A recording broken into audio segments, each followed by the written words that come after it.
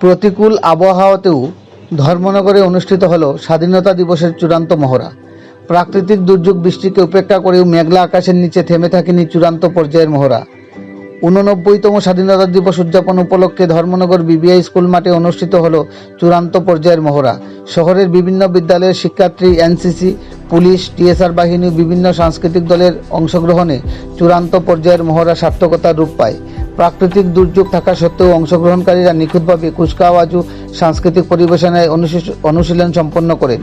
উপস্থিত ছিলেন জেলার প্রশাসনিক কর্তারা, পুলিশ আধিকারিক ও স্কুল কর্তৃপক্ষ। এরা জানান, আগামী 15 আগস্টের মূল অনুষ্ঠানে যাতে কোনো ধরনের ত্রুটি বিচ্যুতি না থাকে সেদিক দিয়ে বিশেষ নজর দেওয়া হয়েছে। বৃষ্টির ছন্দপতনের মধ্যেও দেশপ্রেমের উচ্ছ্বাসে ভরে ওঠে বিবিআই স্কুল মাঠ। ধর্মনগর থেকে নিজস্ব প্রতিনিধি রিপোর্ট, শ্যামলী ত্রিপুরা। বলতে কি, আজকে আমাদের প্রাকৃতিক দুর্যোগের মধ্যে সবসময়ই বাধা হয়ে দাঁড়ায়।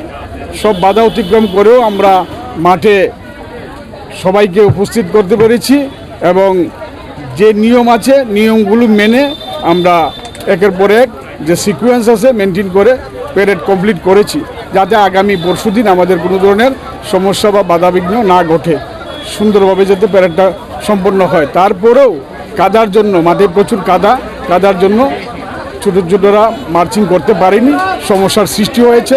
এটা স্বীকার করা মানে কোনো কিছু নয়, স্বীকার করতেই হবে আমাদের। মানে বৃষ্টি বা ঝড়ো হওয়ার জন্য আমাদের সমস্যা হয়েছে। এবার মাঠে পেরেতে কোন কোন দল অংশগ্রহণ?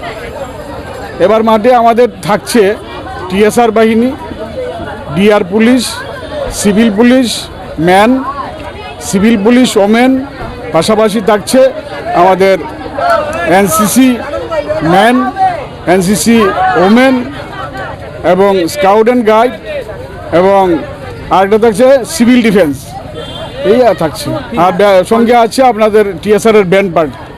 স্যার, 15 আগস্টকে কেন্দ্র করে প্রশাসনিক কী ব্যবস্থা নেওয়া হয়েছে সিকিউরিটির দিকে লক্ষ্য রেখে?